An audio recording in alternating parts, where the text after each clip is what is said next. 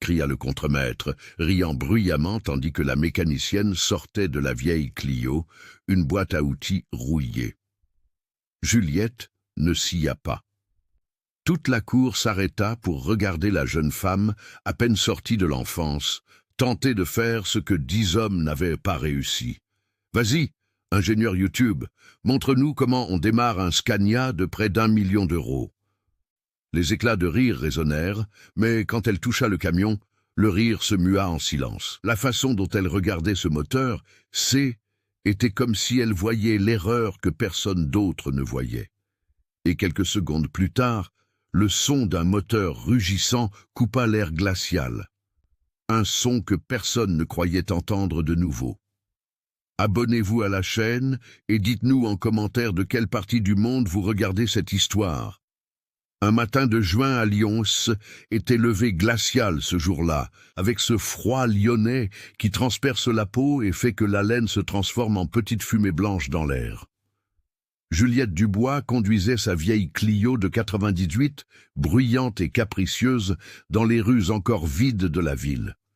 Il était 6h30 du matin, et elle tenait dans ses mains un papier froissé avec une adresse griffonnée, entreprise de transport Noyer, dans la zone industrielle de Vénissieux. Vous devez comprendre une chose à propos de Juliette. À 24 ans, cette jeune femme portait déjà le poids d'une vie entière sur ses épaules. Ses yeux marrons, toujours alertes, reflétaient des nuits blanches, à étudier des schémas électriques à la faible lumière de son téléphone. Ses petites mains, en permanence tachées de cambouis sous les ongles, tremblaient légèrement sur le volant, non pas de froid, mais d'un mélange d'espoir et de peur que seuls ceux qui ont vraiment connu la misère peuvent comprendre. 5 ans auparavant, quand elle n'avait que 19 ans, la vie de Juliette avait été bouleversée. Son père, Marc Dubois, mécanicien automobile respecté à Lyon, avait reçu le diagnostic qui allait tout changer, diabète de type 2 à un stade avancé. Les complications furent rapides et cruelles, problèmes de circulation, vision détériorée, plaies qui ne cicatrisaient pas. En quelques mois, l'homme qui passait auparavant 12 heures par jour sous les voitures ne pouvait plus tenir un tournevis sans que ses mains ne tremblent violemment. Et la mère de Juliette, Marie Leclerc, était partie 3 ans avant cela, emportée par un cancer agressif qui l'avait consumée en moins de 6 mois. Juliette n'avait que 16 ans lorsqu'elle tint la main froide de sa mère pour la dernière fois à l'hôpital. Depuis lors, il n'y avait plus qu'elle et son père contre le monde. Au début, Juliette tenta tout. Elle travailla comme caissière de supermarché, serveuse de snacks, distributrice de prospectus, mais le salaire N était jamais suffisant pour les médicaments chers de son père, les consultations médicales constantes, le loyer qui augmentait chaque année. Ce fut une nuit de désespoir, en regardant son père essayer de réparer le vieux fer à repasser de la maison et ne pas y arriver, à cause de ses mains tremblantes, qu'elle prit une décision. Si son père ne pouvait plus travailler de ses mains, elle travaillerait pour lui. Et ainsi commença le parcours de Juliette dans l'univers automobile. Pendant 3 ans, elle dévorait le savoir comme quelqu'un qui a vraiment faim. Elle passa des nuits entières à regarder des vidéos sur YouTube sur les systèmes électriques, l'injection électronique, les diagnostics de panne complexes. Elle suivit des cours en ligne gratuits de mécanique diesel. Elle apprit à lire des schémas électriques de poids lourds. Elle étudia le protocole CAN, les modules ECU, les capteurs de température et de pression. Tout ce que le vieil ordinateur familial pouvait supporter, elle le consommait avec obsession. Mais ce N n'était pas que de la théorie. Juliette pratiquait. Elle commença par réparer sa propre Clio, puis offrit son aide à des voisins ayant des problèmes électriques avec leur voiture. Elle demandait peu, parfois rien. Elle voulait juste apprendre, comprendre, maîtriser cet univers qui avait toujours été refusé aux femmes. Et elle découvrit quelque chose de surprenant. Elle avait un talent naturel pour les diagnostics électriques, tandis que d'autres mécaniciens changeaient des pièces au hasard en espérant tomber juste. Juliette réussissait à lire un schéma de 300 filles et à identifier exactement où se trouvait le problème. Son esprit fonctionnait comme un scanner, traitant les tensions, les résistances, les continuités avec une précision presque surnaturelle. Mais le marché fut cruel avec elle. Juliette perdit le compte du nombre d'ateliers où elle frappa à la porte pour chercher du travail. Combien de fois elle entendit des rires en disant qu'elle était mécanicienne? Combien de propositions indécentes elle reçut de propriétaires d'ateliers qui pensaient qu'une jolie jeune femme n'était là que pour d'autres choses? Elle tint bon, faisant des petits boulots, réparant les voitures de connaissances, économisant sou à sou, tandis qu'elle voyait son père dépérir un peu plus chaque mois. Et puis, 3 jours avant ce froid matin de juin, elle reçut l'information qui pourrait tout changer. Monsieur Albert, un chauffeur routier voisin, arriva au portail de sa maison, les yeux écarquillés. Juliette, l'entreprise de transport, noyée et désespérée. Leur Scania rouge, ce nouveau R500 qui vaut près d'1 million d'euros, est à l'arrêt depuis 3 semaines. Plus de 10 mécaniciens sont passés là, et personne n'arrive à faire démarrer cette saleté.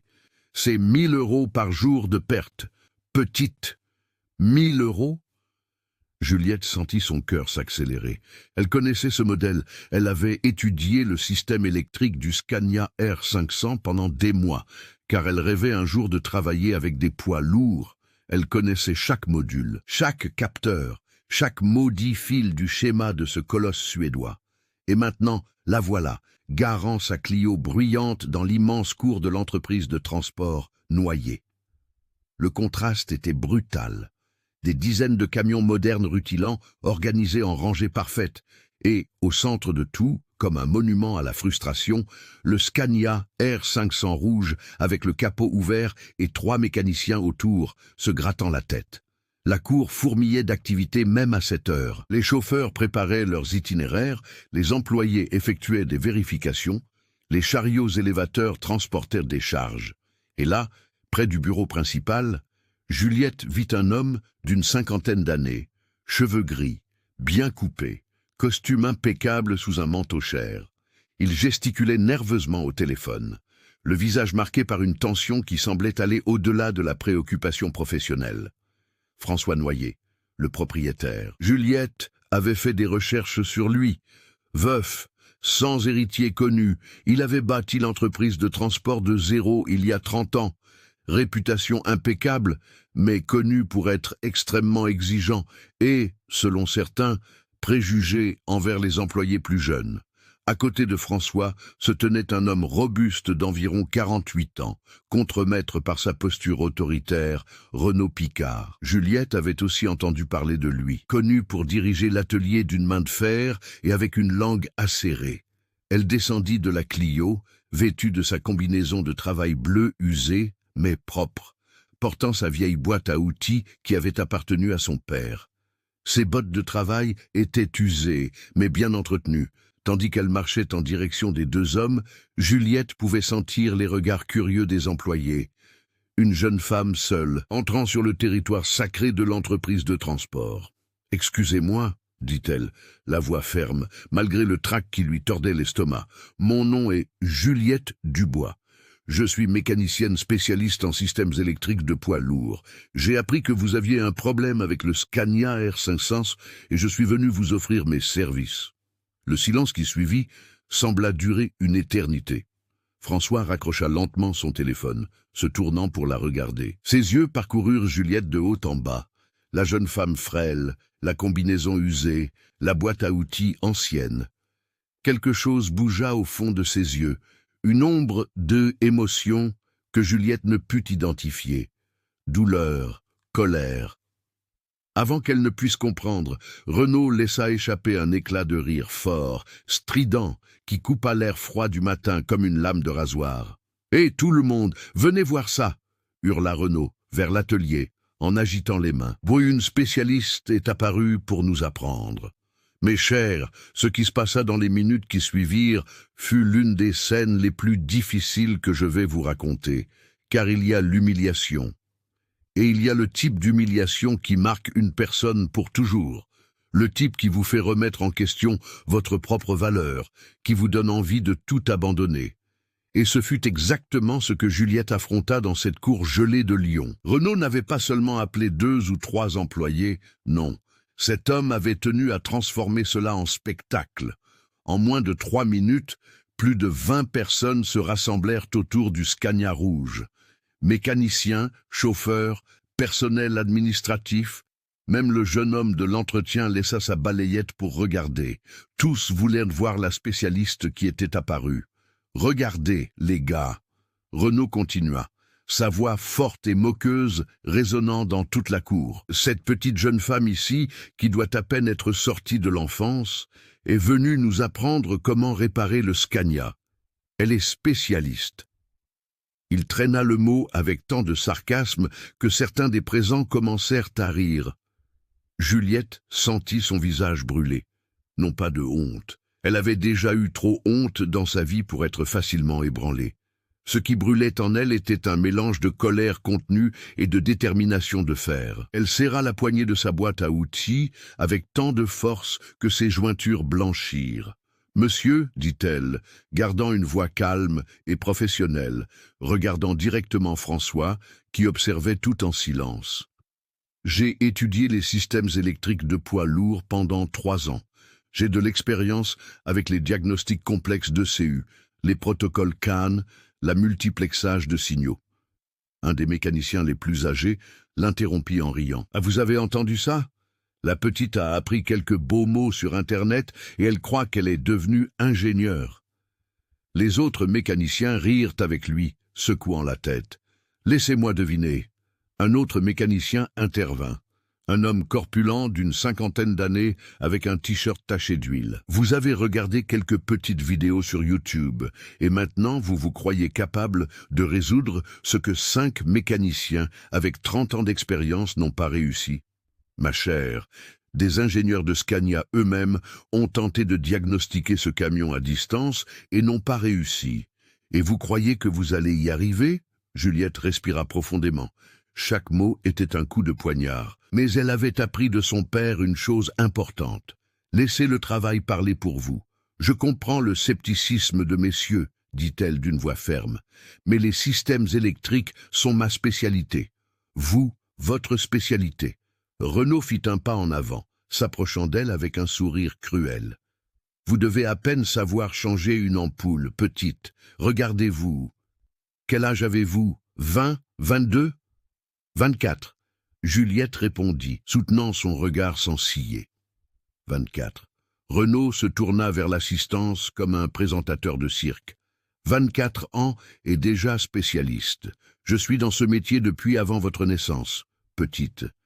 Et vous savez ce que j'ai appris toutes ces années? Il fit une pause dramatique, que la place d'une femme n'est pas sous un camion. C'est un travail d'homme. Un travail lourd, sale, qui exige de la force et des connaissances qui ne s'apprennent pas en regardant des vidéos sur son téléphone. La foule murmura son approbation. Certains hochèrent la tête en signe d'accord. Juliette sentit quelque chose se serrer dans sa poitrine. Mais ce haine était pas de la peur, c'était quelque chose de différent. Était le souvenir de son père tremblant sur la chaise du salon, essayant de tenir le verre d'eau et renversant tout. Était le souvenir des factures d'électricité impayées, des visites chez le médecin qu'elle ne pouvait pas payer, des nuits blanches à étudier parce qu'elle n'avait pas le choix, soit elle apprenait, soit il mourait de faim. « Écoute », dit un chauffeur plus jeune d'une 30aine d'années, avec un sourire qu'il trouvait probablement charmant. « Princesse, pourquoi n'irais-tu pas au service administratif? Je parie qu'ils ont besoin d'une jolie secrétaire.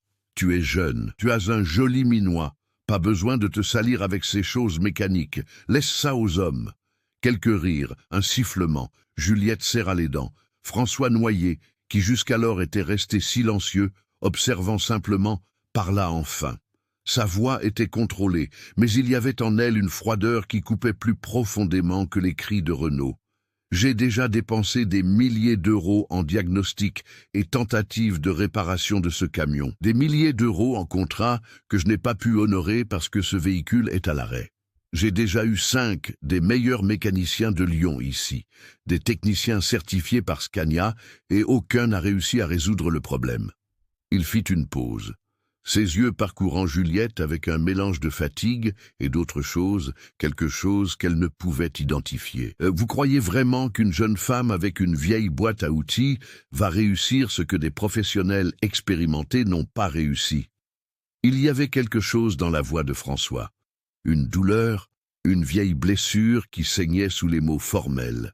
Mais Juliette ne pouvait pas savoir, pas encore, que la regarder, était comme regarder un fantôme, que son âge, sa détermination, son entêtement à ne pas abandonner même en étant humilié. Tout cela rappelait à François quelqu'un qu'il avait perdu, quelqu'un qu'il avait échoué à protéger, Caroline, la fille qu'il avait enterrée il y a 7 ans.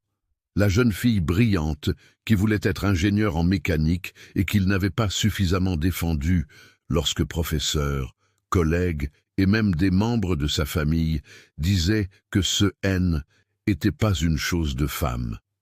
La fille qui mourut dans un accident à 24 ans, exactement l'âge de Juliette, sans jamais avoir réalisé son rêve, parce que son père avait été trop lâche pour la soutenir vraiment.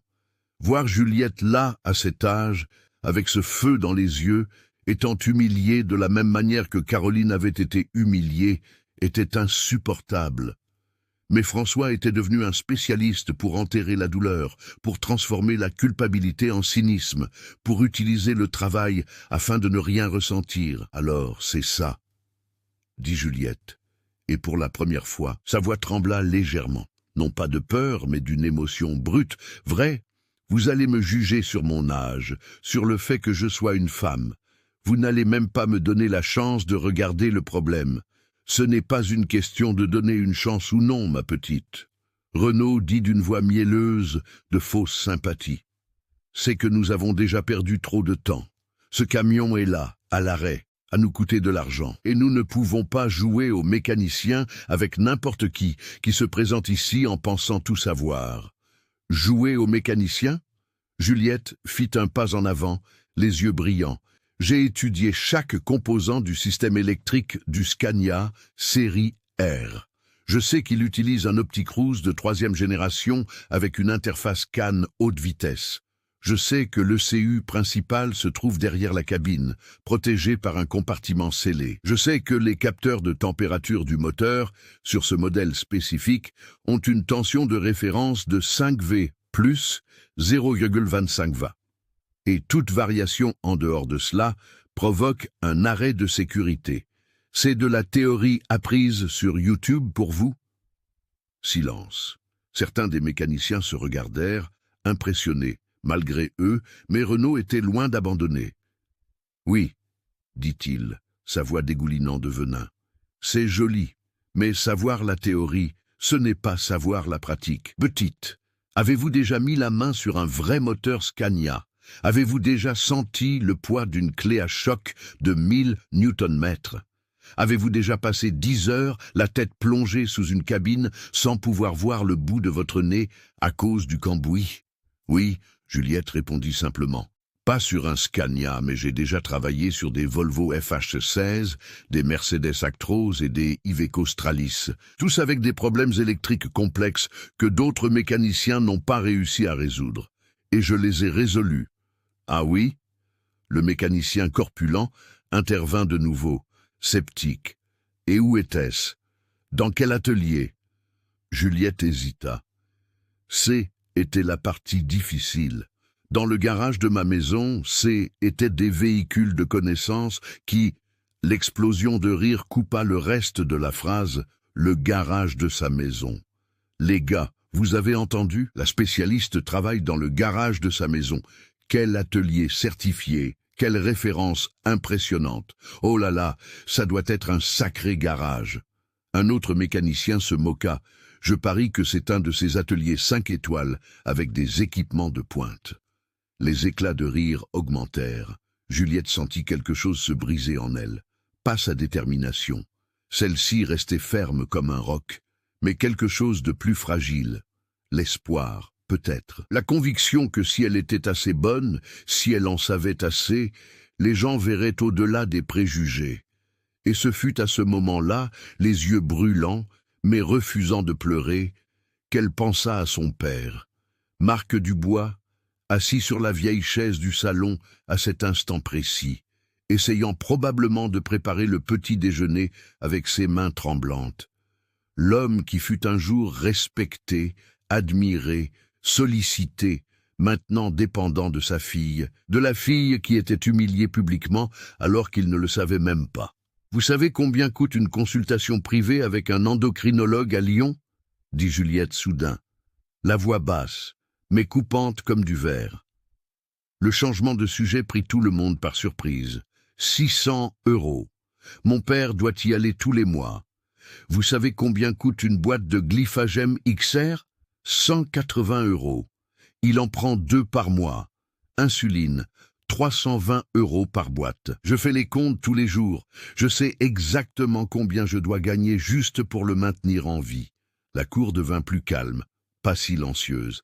Il y avait encore des murmures, des mouvements, mais quelque chose dans la voix de Juliette fit que les gens prêtèrent attention. « Je ne suis pas venue ici parce que je crois tout savoir. » Elle continua, chaque mot lourd d'une vérité crue. « Je suis venue parce que je suis bonne dans ce que je fais, parce que j'ai passé 3 ans à étudier 10 heures par jour, tout en travaillant d'autres quarts pour payer les factures. Parce que quand ma mère est morte et que mon père est tombé malade, je n'ai pas eu le luxe d'abandonner. J'ai appris la mécanique parce que était la seule façon de survivre, et j'ai découvert que Jill était bonne à ça, très bonne. » François sentit quelque chose se serrer dans sa poitrine. Ces mots, cette détermination désespérée.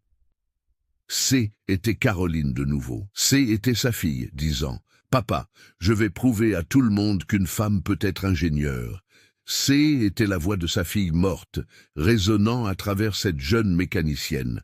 Et François sentit la nausée, mais il ne dit rien. Lâche de nouveau, toujours lâche.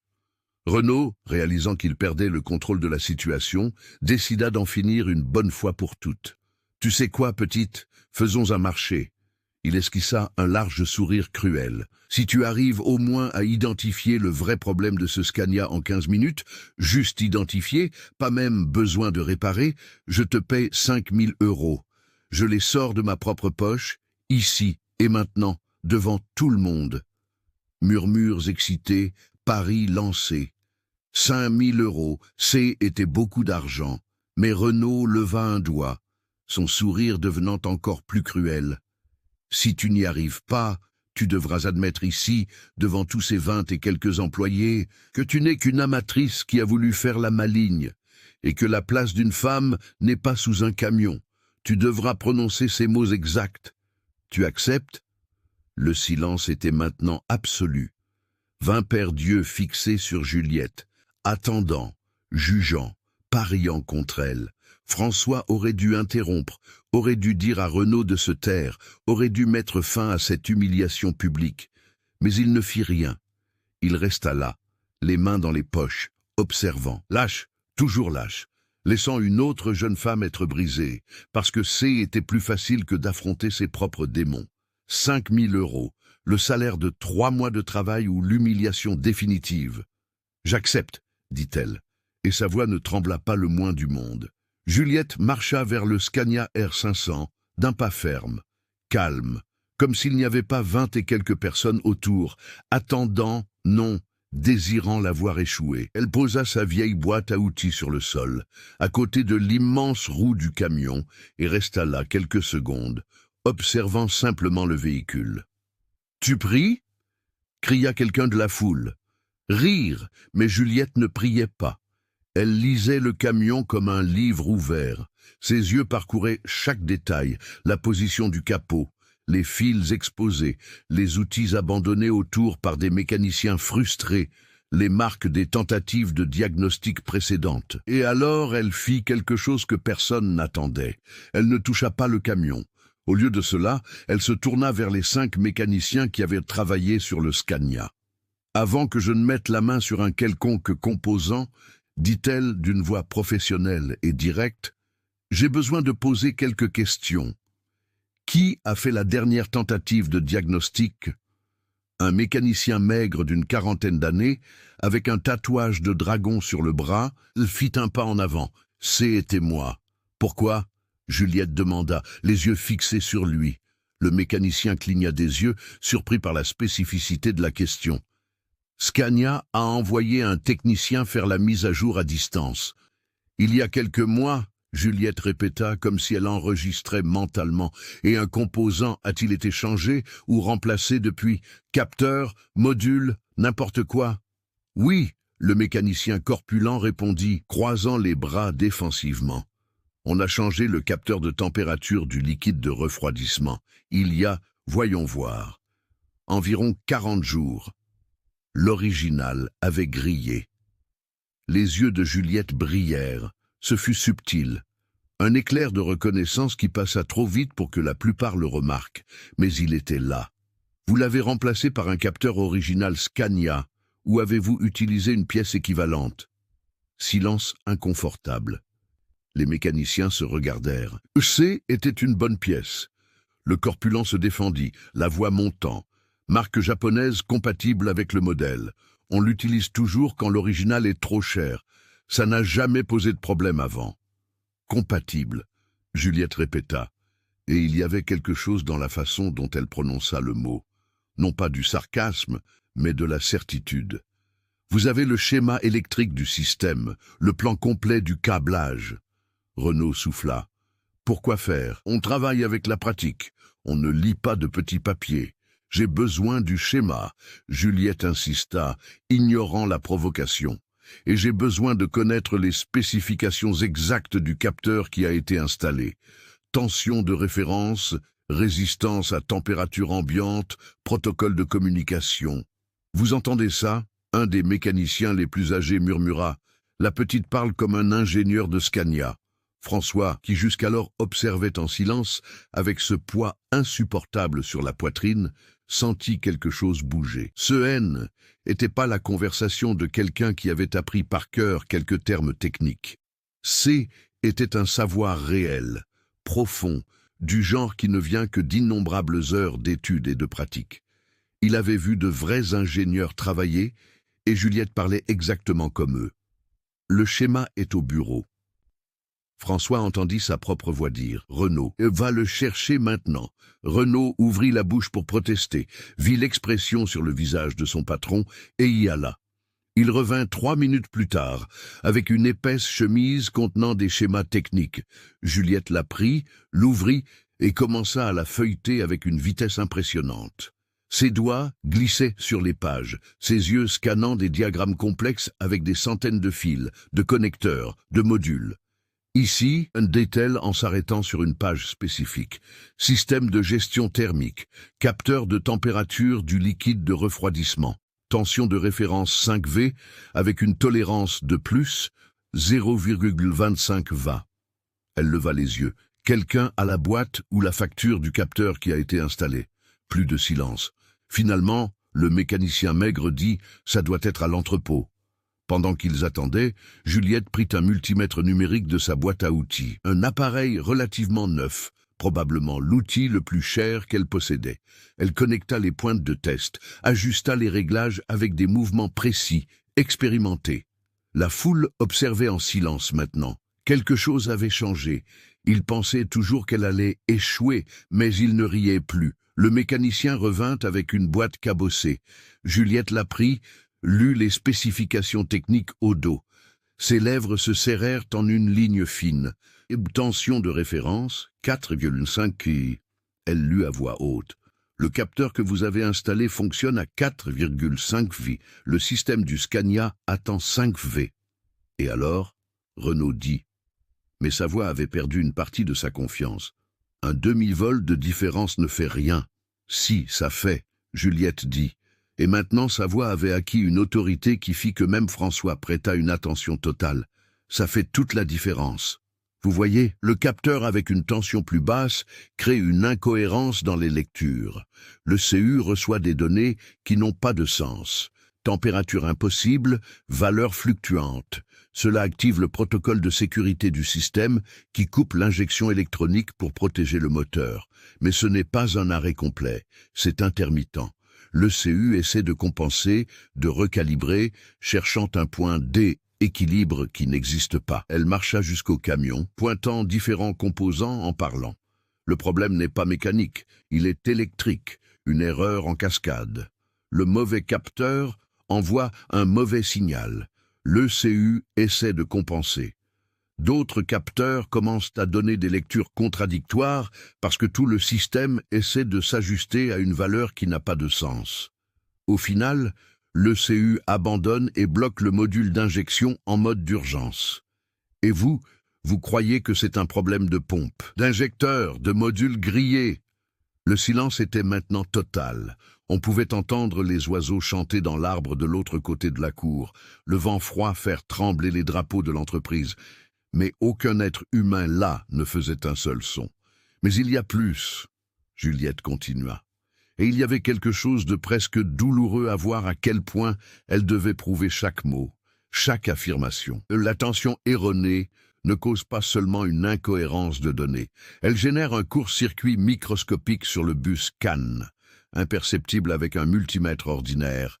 Parce qu'il est intermittent, il dure des microsecondes, mais c'est suffisant pour corrompre les paquets de données qui circulent sur le protocole. C'est pourquoi le diagnostic à distance de Scania n'a pas fonctionné. Le système rapportait des erreurs différentes à chaque lecture. Elle prit le multimètre et un outil de diagnostic CAN de sa boîte, un petit dispositif improvisé qu'elle avait elle-même monté en suivant des tutoriels en ligne. « Avez-vous testé l'intégrité du bus CAN ?» Les mécaniciens ne répondirent pas. Bien sûr qu'ils n'avaient pas testé. La plupart ne savaient même pas ce qu'était un bus CAN. Juliette connecta son outil, brancha son téléphone dessus via un câble USB, ouvrit une application de diagnostic. Des chiffres commencèrent à apparaître sur l'écran. « Regardez !» dit-elle, tournant le téléphone pour montrer. « Taux d'erreur de paquet, 23%. La norme est inférieure à 0,5%. Le système perd près d'un quart des données qui circulent. C'est pourquoi vous arrivez parfois à démarrer le moteur pendant quelques secondes et ensuite il s'arrête. Quand un paquet de données intègres passe, le moteur répond.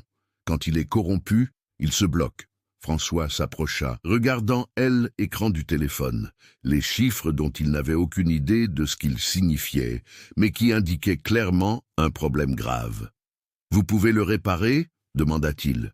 Et sa voix sortit rauque, chargée d'une émotion qu'il n'était pas préparé à ressentir. « Oui, » Juliette dit simplement. « Je dois remplacer le capteur par le bon, effacer les codes d'erreur de l'ECU et faire une réinitialisation complète du système.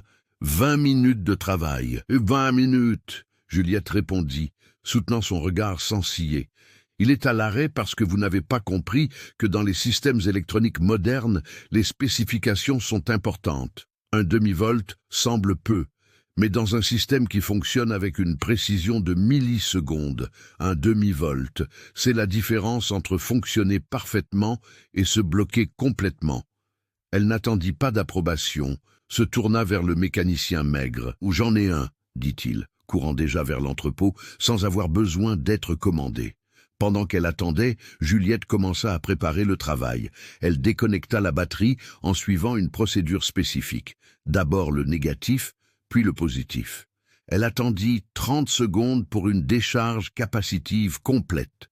Chaque mouvement était précis, professionnel, exactement comme il se devait. Rien de pressé, pas de nervosité. Elle avait fait cela des centaines de fois, même si jamais sur un camion de près d'1 million d'euros. Le mécanicien revint en courant avec le capteur original scellé. Juliette vérifia les spécifications. 5V, référence exacte. Parfait. Avec des mouvements qui semblaient presque chirurgicaux, elle localisa le capteur installé, déconnecta les bornes dans la séquence correcte, retira la pièce défectueuse, nettoya les contacts avec un spray spécifique, installa le nouveau capteur, appliquant le couple exact avec une clé dynamométrique qu'elle sortit de sa boîte. « Elle a même une clé dynamométrique », murmura quelqu'un impressionné. « Des outils comme ça coûtaient cher. » Juliette avait probablement économisé pendant des mois pour l'acheter. Après avoir installé le capteur, elle connecta de nouveau son outil de diagnostic, accéda à l'ECU via le protocole de service effaça tous les codes d'erreur stockés en mémoire, plus de 40 codes accumulés des tentatives précédentes, et exécuta une séquence de réinitialisation qui fit s'allumer et éteindre plusieurs fois le tableau de bord du camion. Reconnectant la batterie, elle annonça, suivant de nouveau la procédure correcte. Positif d'abord, puis négatif. La tension est de 24,3 V. Parfait. Elle vérifia la masse. Continuité complète. Et alors, Juliette monta dans la cabine du Scania. Elle s'assit sur le siège du conducteur, si haut que ses pieds atteignaient à peine les pédales. La clé était dans le contact. 20 et quelques personnes retenaient leur souffle. Elle tourna la clé. Le tableau de bord s'alluma normalement. Aucune lumière d'erreur. Le système effectua l'auto-vérification, 5 secondes qui semblèrent 5 heures, et alors le moteur démarra. Pas ce démarrage faible, moribond, que les mécaniciens avaient réussi quelquefois avant qu'il ne s'arrête de nouveau. Non, le moteur rugit à la vie avec la pleine puissance de 500 chevaux. Le son profond et puissant d'un Scania en parfait état, emplissant toute la cour. Les 2 sorties d'échappement libérèrent cette fumée initiale, puis se stabilisèrent dans une combustion parfaite et propre. Juliette accéléra légèrement.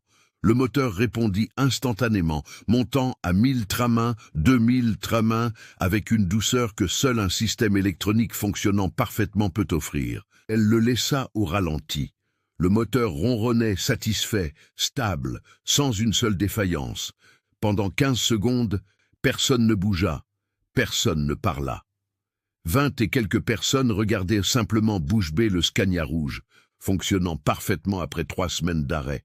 Et alors Juliette descendit de la cabine, s'essuya les mains sur un chiffon qu'elle sortit de la poche de sa combinaison, prit sa vieille boîte à outils et retourna là où François et Renaud se tenaient. Elle s'arrêta devant eux et, pour la première fois depuis qu'elle était arrivée ce froid matin, elle s'autorisa un petit sourire. Le problème était le capteur de température avec une tension erronée, causant une corruption sur le bus CAN et activant le protocole d'urgence de l'ECU, dit-elle, la voix calme et professionnelle. J'ai remplacé le capteur par le bon. Effacer les erreurs et réinitialiser le système. Le camion fonctionne parfaitement maintenant. Cela a pris 17 minutes. Renaud était pâle, pas blanc, pâle. Ce teint grisâtre de quelqu'un qui vient de réaliser qu'il a commis une erreur colossale. François avait des larmes aux yeux, de vraies larmes, coulant sur le visage d'un homme de 51 ans qui n'avait probablement pas pleuré depuis 7 ans, depuis les funérailles de Caroline.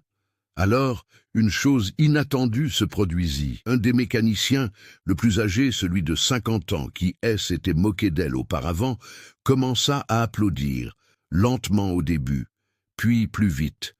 Et alors un autre se joignit, puis un autre.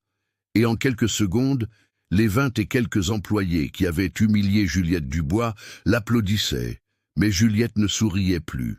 Elle regardait simplement François, attendant qu'il dise quelque chose, n'importe quoi. Écrivez « respect » si vous croyez que Juliette méritait cette transformation.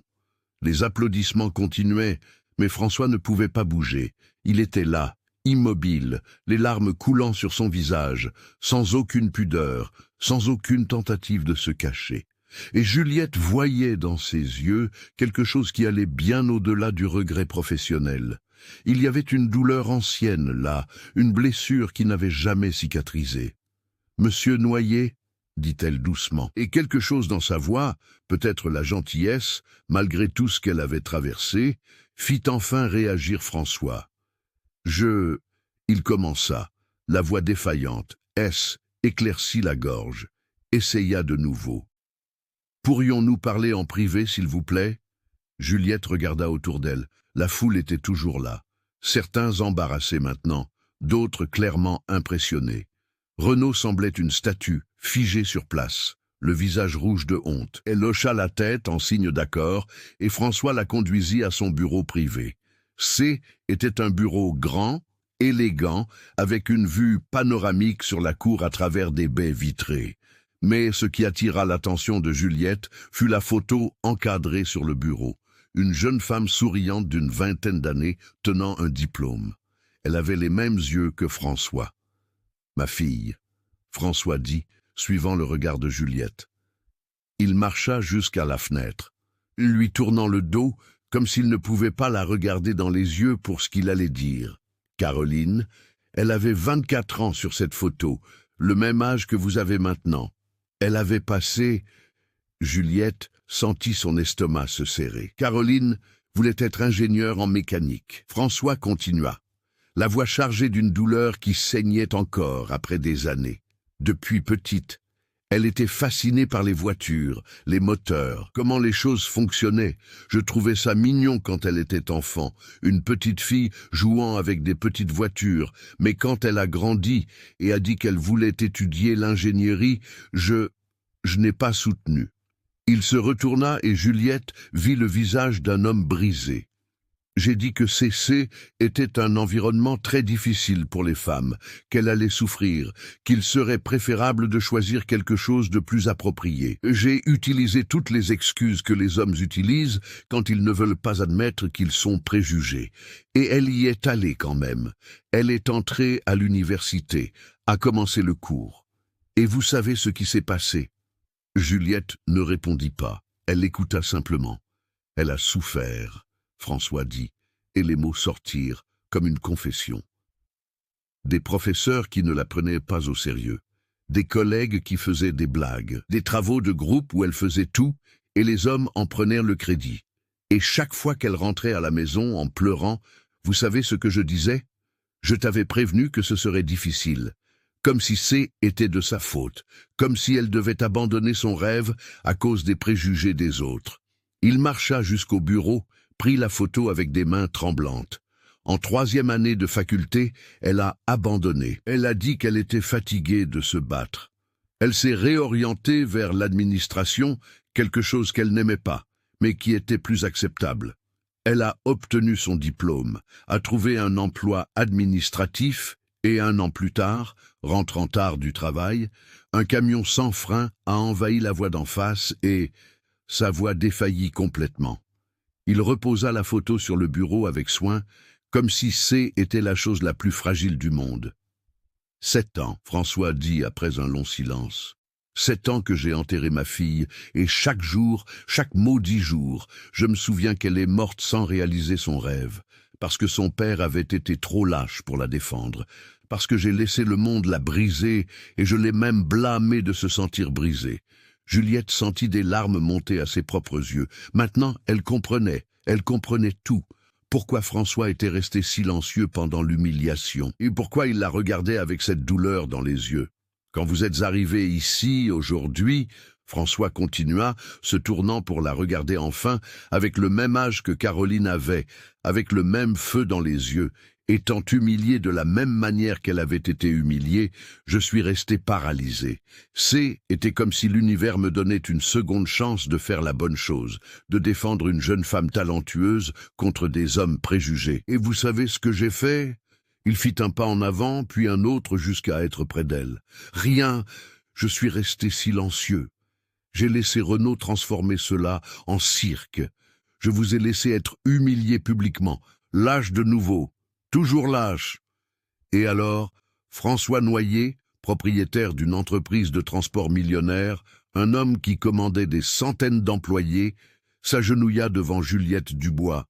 « Pardonnez-moi », dit-il. Et ce haine n'était pas une demande professionnelle, c'était quelque chose de beaucoup plus profond. Non seulement pour ce qui s'est passé aujourd'hui, mais pour Caroline. Pour toutes les fois où j'aurais dû la défendre et je ne l'ai pas fait. Pour toutes les Caroline et Juliette de ce monde qui souffrent, parce que des hommes comme moi sont trop lâches pour faire ce qui est juste. Juliette ne savait pas quoi faire. Elle n'avait pas appris cela dans aucune vidéo YouTube. Il n'y avait pas de procédure technique pour gérer un homme brisé, demandant pardon pour ses propres démons. Alors, elle fit la seule chose qui semblait juste, elle posa sa main sur son épaule. « Relevez-vous », dit-elle doucement.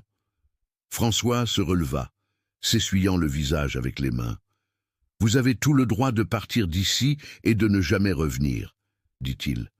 Mais avant cela, je dois vous dire une chose. Vous êtes extraordinaire. Ce que vous avez fait là-bas n'était pas seulement réparer un camion. Vous avez résolu en 17 minutes ce que des mécaniciens expérimentés n'ont pas réussi en 3 semaines. Vous avez un talent rare, réel, et n'importe quel atelier de ce pays serait privilégié de vous avoir. Les 5 000 € que Renault a promis, je ferai en sorte qu'il les paie, mais en plus, je veux vous payer pour le service. Combien demandez-vous? Juliette réfléchit rapidement. 5 000 €? 5 000 € par jour de perte? 500 €, dit-elle, une valeur qui semblait juste, mais non abusive. 500 €. François répéta, et il y avait quelque chose comme un sourire triste sur son visage. Pour un service qui a sauvé mon entreprise d'une perte de centaines de milliers d'euros. Vous êtes honnête, en plus de être talentueuse. Il commença à remplir un chèque. Mais je veux vous offrir quelque chose de plus, beaucoup plus. Juliette sentit son cœur s'accélérer. Ma flotte compte 42 camions. François dit, lui tendant le chèque.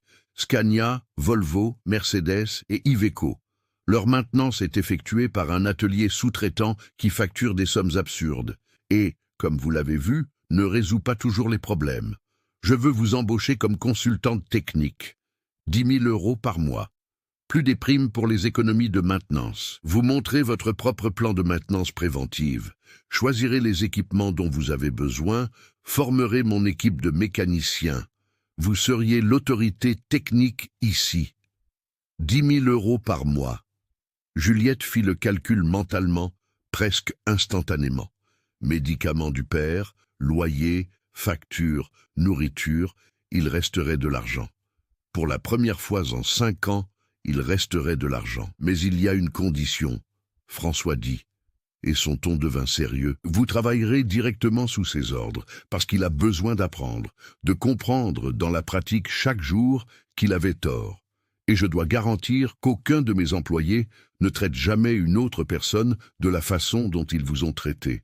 Il y eut un coup à la porte. François dit « Entrez ». Et Renaud apparut.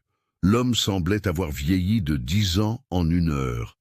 Les épaules courbées, le visage marqué par une honte sincère. « Juliette, dit-il, et sa voix sortit rauque, je n'ai aucune excuse. Ce que j'ai fait est impardonnable. Je vous ai jugé, humilié, transformé en blague. Tout ça parce que vous êtes une femme et jeune, et vous avez prouvé que vous êtes une meilleure mécanicienne que n'importe lequel d'entre nous. » Il sortit un portefeuille de sa poche, compta des billets de 50 €, les 5 000 €. J'ai parié contre vous et j'ai perdu. Mais plus que ça, j'ai perdu le respect de moi-même. J'ai perdu le droit de me qualifier de professionnel. Il tendit l'argent avec des mains tremblantes. Je sais que l'argent n'efface pas ce que j'ai fait, mais c'est tout ce que je peux offrir maintenant. Juliette regarda l'argent. 5 000 € signifiaient des mois de médicaments pour son père. Il signifiait sécurité, tranquillité, nuit de sommeil, sans se soucier des factures. Elle prit l'argent, le plia, le rangea dans la poche de sa combinaison. « Merci », dit-elle simplement, et ajouta ensuite « J'accepte de travailler ici à une condition. » François et Renaud attendirent. « Quand la prochaine femme viendra chercher un emploi dans cette entreprise ?» Juliette dit, regardant directement Renaud. « Jeune, vieille, expérimentée ou débutante, vous la traiterez avec le même respect que vous traiteriez n'importe quel homme. Vous lui donnerez la même chance. Vous jugerez par le travail, pas par le genre. C'est incontournable. Vous avez ma parole, François dit immédiatement. Et la mienne. Renaud ajouta, la voix chargée de sincérité. Je ferai mieux. Je dois faire mieux. Juliette tendit la main. François la serra en premier, puis Renaud. Ilnen était plus patron et employé. Hélène était plus l'humiliatrice et l'humiliée.